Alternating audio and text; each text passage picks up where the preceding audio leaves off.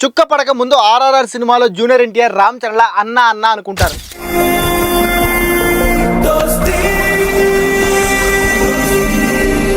చుక్క పడిందో పుష్ప సినిమాలో అల్లు అర్జున్లా రెచ్చిపోతారు. నువ్వు బండి దిగు అంటే నీ సోపటే వద్దు అరే దింపుతున్నావు. రోజుకు 600 700 సంపాదించే సాధారణ కూలి అందులో 400 వాళ్ళ తాగుడికే ఖర్చు చేస్తున్నారు.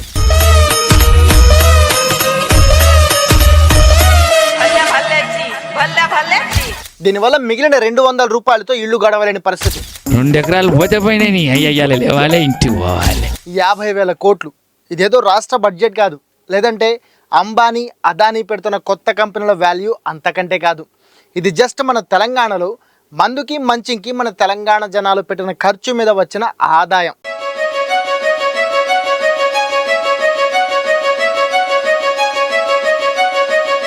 గవర్నమెంట్, లిక్కర్ మ్యానుఫ్యాక్చరర్స్ అండ్ రిటైలర్స్కి వచ్చిన ఆదాయంతో పాటు మంచింగ్ మీద పెట్టే ఖర్చుల లెక్కలు చెక్ చేస్తే ఈ లెక్కలు బయటకు వచ్చాయి. అయితే ఇది అఫీషియల్ లెక్కలు మాత్రమే. ఇక అన్అఫీషియల్ ఎంత ఉంటుందో ఆలోచించండి.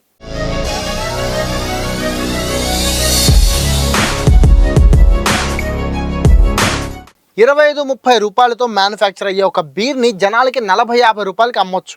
బట్ మనకి 150 నుంచి 200కి అమ్ముతున్నారు. ఇందులో గవర్నమెంట్ వేసే ట్యాక్సులు ఎంతో తెలిస్తే మీ మైండ్ పోతుంది.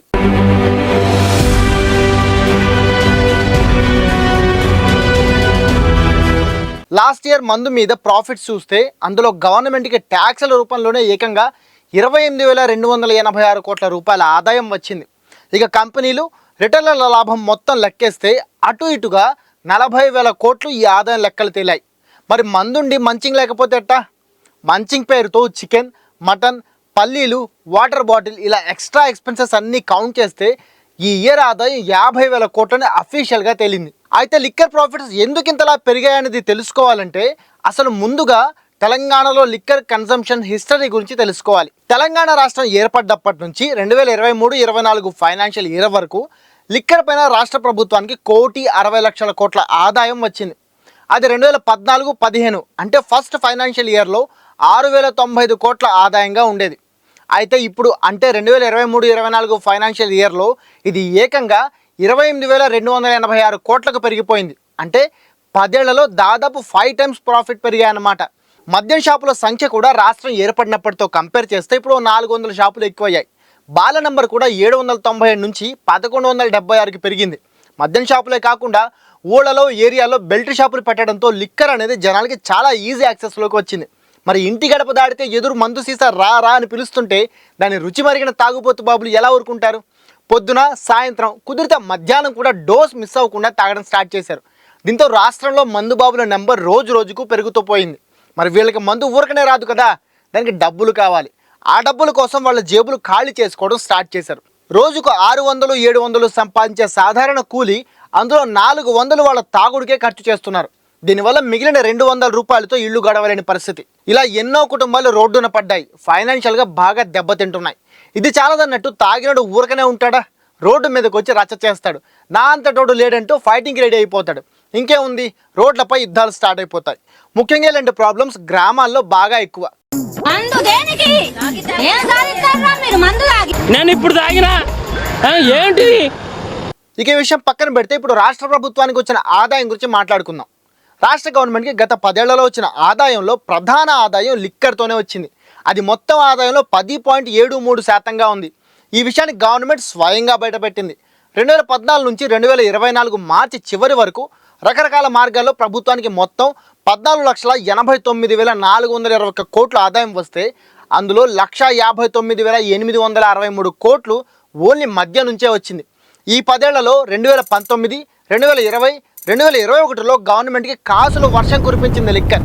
2018-19 ఫైనాన్షియల్ ఇయర్లో 10,256 కోట్ల ఆదాయం వస్తే 2020-21 ఫైనాన్షియల్ ఇయర్లో అది డబుల్ ధమాకా దాటేసి 21,750 కోట్లకు చేరింది. లిక్కర్ పాలసీలో మార్పులు చేసి లిక్కర్ రేట్లు, దానిపై ట్యాక్సులు పెంచడంతో పాటు లిక్కర్ షాపుల సంఖ్య కూడా పెంచడంతో ఒక్కసారిగా గవర్నమెంట్ ఆదాయం భారీగా పెరిగిపోయింది. అయితే ఇంత ఆదాయం ఎక్కడి నుంచి వస్తుంది అంటే ఇంకెక్కడి నుంచి, జనాల జేబుల్లో నుంచే. గవర్నమెంట్ చేసే జిమ్ముక్కుల్లో లిక్కర్ షాపుల అలాట్మెంట్ లాటరీ ఒకటి. 2023-24 ఫైనాన్షియల్ ఇయర్లో కేవలం లిక్కర్ షాపుల కోసం వచ్చిన అప్లికేషన్లతోనే ఏకంగా 2,000 కోట్లకు పైగా రాష్ట్ర గవర్నమెంట్కి ఆదాయం వచ్చింది. గతంలో ఎక్కువ మొత్తానికి కోట్ చేసిన వారికి మద్యం షాపులు ఇచ్చేవాళ్ళు, కానీ ఇది పెద్దగా ప్రాఫిటబుల్ అనిపించకపోవడంతో దాన్ని తీసేసి లాటరీ విధానాన్ని తీసుకొచ్చారు. 2 లక్షలు కట్టి అప్లికేషన్ వేస్తే ఆ అప్లికేషన్లన్నీ లాటరీ తీస్తారు. అందులో పేరు వస్తే లిక్కర్ షాప్ మీదే. దీంతో ఒక్కటే అప్లికేషన్ వేస్తే లిక్కర్ షాప్ దక్కే ఛాన్స్ చాలా తక్కువగా ఉండడంతో ఒక్కొక్కరు 10 నుంచి 15 అప్లికేషన్లు వేయడం స్టార్ట్ చేశారు. దానివల్ల వేల సంఖ్యలో అప్లికేషన్స్ వేయడం స్టార్ట్ చేశారు. అయితే లాటరీలో షాప్ దొరకకపోతే వేసిన 2 లక్షలు రిటర్న్ ఇవ్వరు. అంటే అది గవర్నమెంట్కి వెళ్ళిపోయినట్టే అన్నమాట. ఇలా మొత్తం 2,000 కోట్లు గవర్నమెంట్కి వచ్చాయి. ఆంధ్రప్రదేశ్లో లిక్కర్ మార్కెట్ ఎక్కువ, అదే తెలంగాణలో బీర్ మార్కెట్ ఎక్కువ. తెలంగాణలో ముఖ్యంగా హైదరాబాద్లో ఐటీ ఇండస్ట్రీస్ ఎక్కువగా ఉండడం, అందులోనూ యూత్ ఎక్కువగా ఉండడం వల్ల ఇక్కడ బీర్ కల్చర్ ఎక్కువగా ఉంటుంది.